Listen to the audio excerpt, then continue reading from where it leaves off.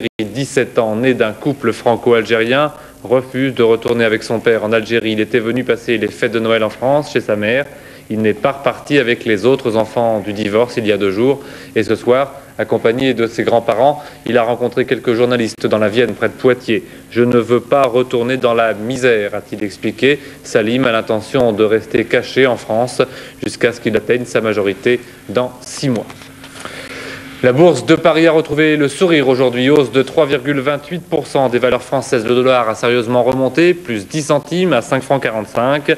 Et la Banque de France a baissé d'1/4 de point ses taux d'intervention sur le marché monétaire. Les pilotes d'Air Inter remettent ça. Préavis de grève déposé pour toute la semaine prochaine, du lundi au 11 au vendredi 15 janvier. Au conflit sur le pilotage à 2 des futurs Airbus A320 vient maintenant s'ajouter un nouveau point de discorde entre syndicats et direction d'Air Inter, cette fois sur la pratique de la compagnie d'affréter des avions étrangers pour assurer une partie de son trafic, justement lorsque son personnel navigant est en grève. Ouverture en Allemagne à Düsseldorf aujourd'hui du procès d'un des frères Ahmadé, chiite libanais accusé de terrorisme. Un procès empoisonné par le chantage aux otages. Marie-Christine Lux. C'est dans un tribunal entouré de mesures de sécurité exceptionnelles que s'est ouvert ce matin à Düsseldorf le procès d'Abbas Ahmadé. Le chiite libanais de 29 ans est accusé de complicité dans l'enlèvement en janvier 87 de 2 Allemands et de détention d'explosifs. L'un des otages, Rudolf Cordes, est toujours détenu par le MPL, les Moudjahidines pour la liberté. L'autre, Alfred Schmidt, a été libéré en septembre dernier. Dès l'ouverture de son procès, Abbas Ahmadé, par l'intermédiaire d'un de ses avocats, a appelé les ravisseurs de Cordes à libérer leur otage. Hier, dans un message diffusé à Beyrouth et accompagné d'une photo de Cordes, le MPL avait lié le sort de leurs prisonniers au verdict qui sera rendu pour Abbas Ahmadé. Abbas Ahmadé, qui a la double nationalité allemande et libanaise, n'est pas le plus important du clan Ahmadé détenu dans les prisons allemandes.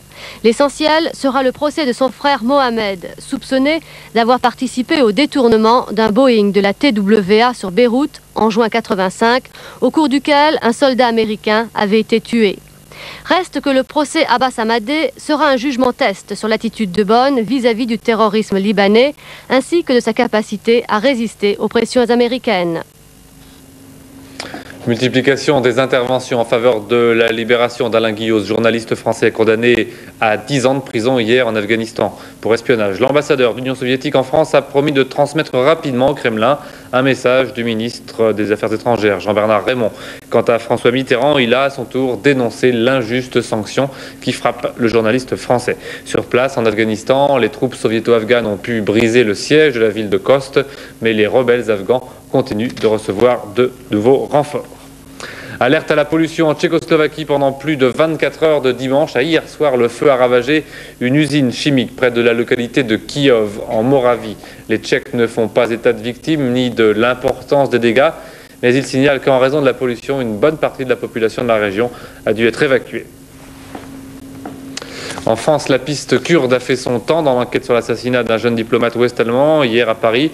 Il s'agirait en fait d'une affaire privée. Le jeune attaché d'ambassade avait, paraît-il, des dettes.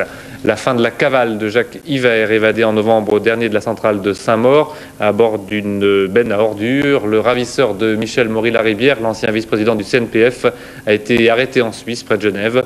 Le rapt de M. Maury-Laribière lui avait valu une condamnation à 12 ans de prison. Et Jacques Yver purgeait également une condamnation de 20 ans de réclusion, cette fois pour meurtre. Une rafle anti-indépendantiste ce matin au Pays Basque, 11 interpellations et ce soir 7 personnes sont toujours en garde à vue.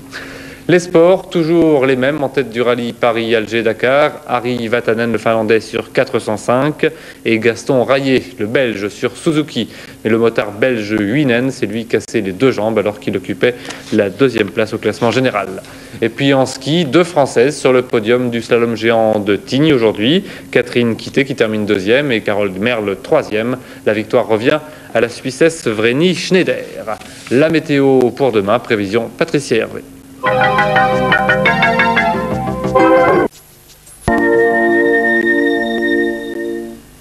Programme alléchant pour demain, puisque tout le monde profitera de la pluie, des nuages et du vent, des vents qui souffleront violemment sur le nord-ouest, avec des rafales pouvant atteindre 120 km/h sur les côtes. Et ce mauvais temps nous vient de l'Atlantique. Donc demain matin, une zone de pluie s'étendra déjà des régions du nord à l'Aquitaine. À l'avant, des Alpes à la Méditerranée, ciel plus calme avec des éclaircies. Enfin, sur la Normandie, la Bretagne et les Charentes, instables avec averses, vent et quelques rayons de soleil.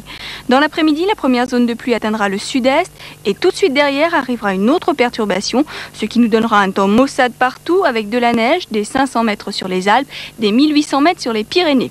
Température toujours aussi agréable, 11 degrés à Grenoble, 12 à Lille et Paris, 14 à Nantes et 20 à Biarritz.